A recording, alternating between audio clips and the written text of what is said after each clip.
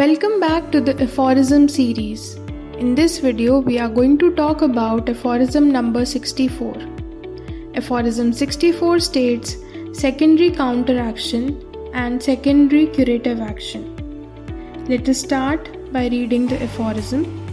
During the primary action of the artificial morbific agents, that is medicines, on our healthy body, as seen in the following examples, our vital force seems to conduct itself merely in a passive manner and appears, so to say, compelled to permit the impressions of the artificial power acting from without to take place in it, and thereby after its state of health. It then, however, appears to rouse itself again, as it were, and to develop the exact opposite condition of health, secondary counteraction, to this effect primary action produced upon it, if there be such an opposite, and that is in as great a degree as was the effect of primary action of artificial morbific agent on it, and proportionate to its own energy, or if there be not in nature a state exactly the opposite of the primary action, it appears to endeavor to indifferentiate itself, that is, to make itself superior power available in the extension of the change wrought in it from without, in the place of which it substitutes its normal state, the secondary curative action. ये aphorism बहुत important है क्योंकि अभी तक हमने ये differentiation तो कर लिया कि प्राइमरी एक्शन और सेकेंडरी एक्शन क्या है. प्राइमरी एक्शन वो जो ड्रग वाइटल फोर्स पे अफेक्ट करती है, ठीक है, और सेकेंडरी एक्शन वो जो फिर वाइटल फोर्स का रिएक्शन होता है, ठीक है. पर लेकिन वाइटल फोर्स दो तरीके से रिएक्ट करती है. अब वो क्या दो तरीके हैं वो हम इस एफोरिज्म के थ्रू समझते हैं. और उससे पहले भी डॉक्टर हेनेमन ने एक बहुत इम्पॉर्टेंट चीज़ लिखी है पहले 4 लाइनों में, जहाँ पे उन्होंने ये बताया है कि जब आप एक हेल्दी ह्यूमन बॉडी में आर्टिफिशियल मोबिफिक एजेंट इंड्यूस करते हैं, यानी कि जब आप प्राइमरी एक्शन ऑब्जर्व करते हैं एक हेल्दी ह्यूमन बॉडी में, तो आपकी जो वाइटल फोर्स है वो रिसेप्टिव मैनर में एक्ट करती है. वो उस मेडिसिनल पावर को अपने ऊपर हावी होने देती है, ठीक है, वो परमिट कर देती है. वो परमिट कर देती है आर्टिफिशियल पावर को अपने इम्प्रेशंस बॉडी पे छोड़ने के लिए. और फिर वाइटल फोर्स अपने आप को अराउज करती है, यानी कि वापस से एक्टिव फॉर्म में आती है. और फिर 2 कंडीशंस पैदा होती हैं. पहली जो बोलते हैं हम काउंटर एक्शन, और दूसरी जिसको हम बोलते हैं क्यूरेटिव एक्शन. काउंटर एक्शन क्या है?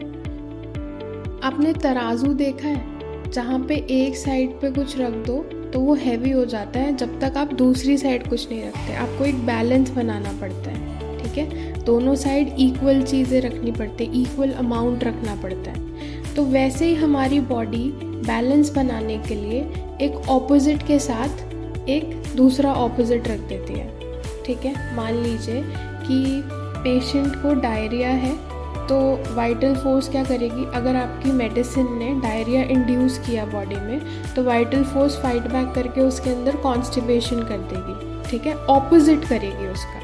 तो वही ऑपोजिट कंडीशन जो है वो काउंटर एक्शन है. इसको समझते हैं. If there is a state exactly opposite to the symptoms caused by the medicine, medicine से कॉज किए हुए सिम्टम्स जो हैं उनकी एग्जैक्ट ऑपोजिट स्टेट अगर बन जाए, ठीक है, तो उसको काउंटर एक्शन बोलते हैं. ये बेसिकली एक साइन होता है कि बॉडी अपने आप को बैलेंस करने की कोशिश कर रही है. अब बात करें क्यूरेटिव एक्शन की या इनडिफरेंशिएशन की, तो यहाँ पे क्या होता है? अब मान लीजिए कि कोई मेडिसिनल इफ़ेक्ट है जिसका opposite state, natural opposite state हमारी बॉडी के पास प्रेजेंट नहीं है, हमारी वाइटल फोर्स के पास प्रेजेंट नहीं है. तो अब हमारी बॉडी उसको नॉर्मलाइज कैसे करेगी? अपनी एनर्जी को बढ़ा के, अपनी ही एनर्जी से ओवर पावर कर देगी, ओवरकम कर लेगी मेडिसिनल इफ़ेक्ट को, ठीक है. तो ये जो पावर है, ये जो मेथड है, ये क्यूरेटिव है, ये क्यूरेटिव एक्शन है, सेकेंडरी क्यूरेटिव एक्शन, ठीक है.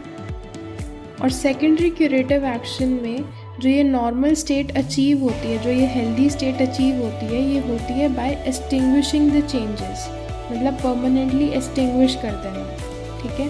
तो ये जो एक्सटिंग्विशिंग वाला मेथड है ये होम्योपैथी का है. जहाँ पे आप परमानेंटली रिमूव कर देते हो rather than balancing.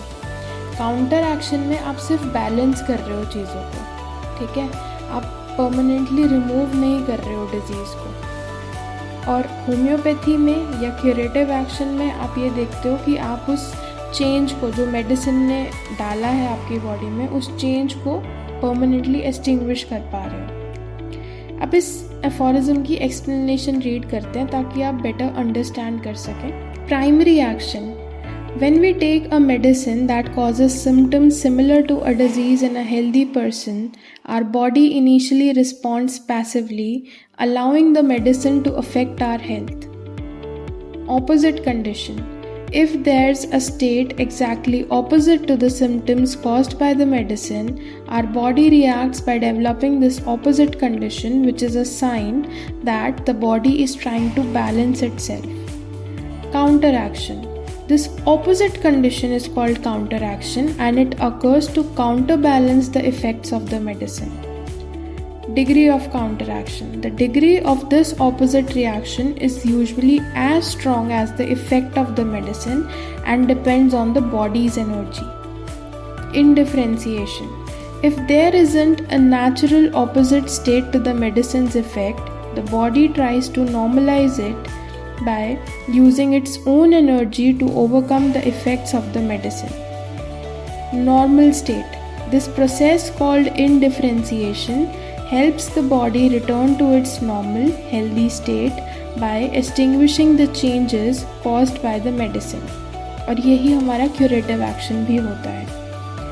Active response: after initially passively receiving the effects of medicine, the vital force becomes more active in restoring health.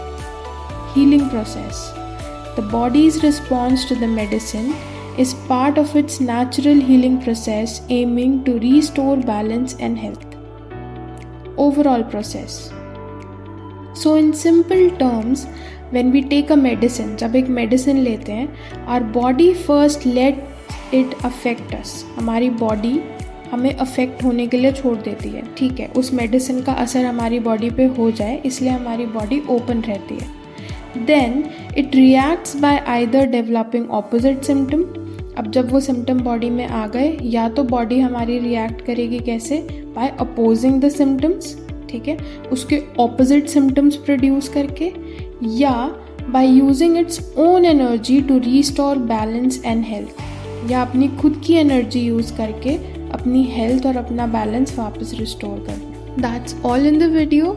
Thank you for watching.